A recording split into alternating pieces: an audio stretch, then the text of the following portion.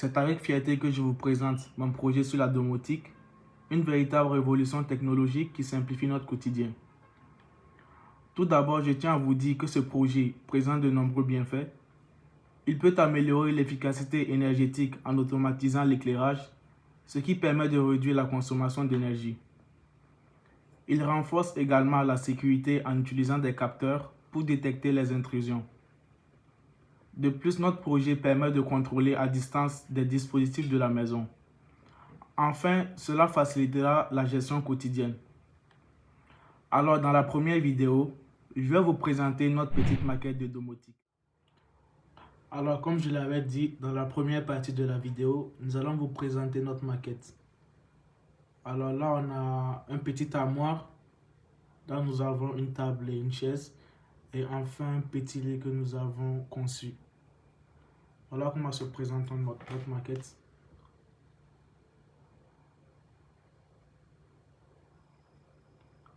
Alors maintenant, nous allons passer à l'utilisation des capteurs qui sera dans la deuxième partie de notre vidéo.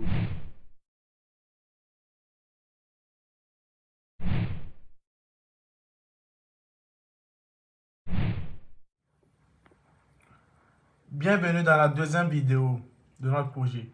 Je vais vous montrer comment j'utilise les capteurs de mouvement, de température et des détecteurs de flammes dans ma maison. Alors restez à l'écoute pour découvrir ces incroyables fonctionnalités. Vous trouverez également en description les programmes détaillés et câblage des capteurs. Alors là, vous avez le capteur ultrasonique qu'on va utiliser pour réaliser la détection de mouvement dans notre maison.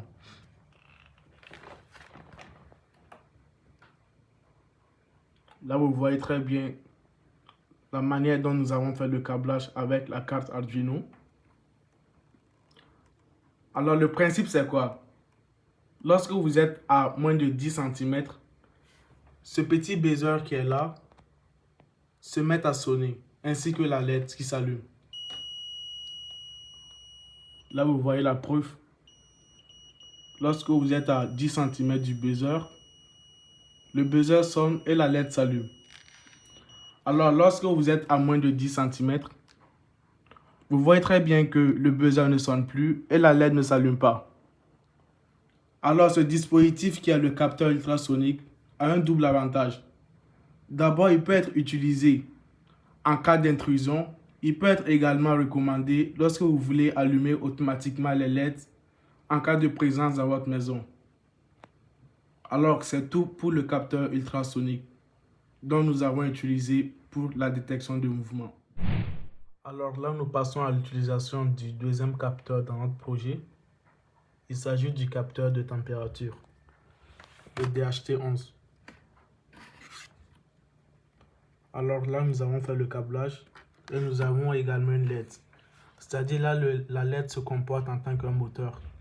C'est-à-dire par exemple dans votre maison, si vous voulez automatiser les systèmes de ventilation, donc la LED se comporte en tant qu'un ventilateur.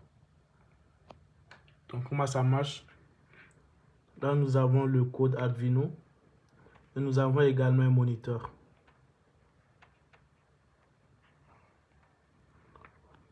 Vous voyez très bien que là, la température est inférieure à 30 et l'humidité est plus grande que 60%. Du coup, la LED ne s'allume pas. Par contre, lorsque la température dépasse les 30 et que l'humidité... Alors là, la température dépasse les 30 degrés. Par conséquent, la LED s'allume. Et c'est tout pour l'utilisation de ce capteur DHT dans notre projet.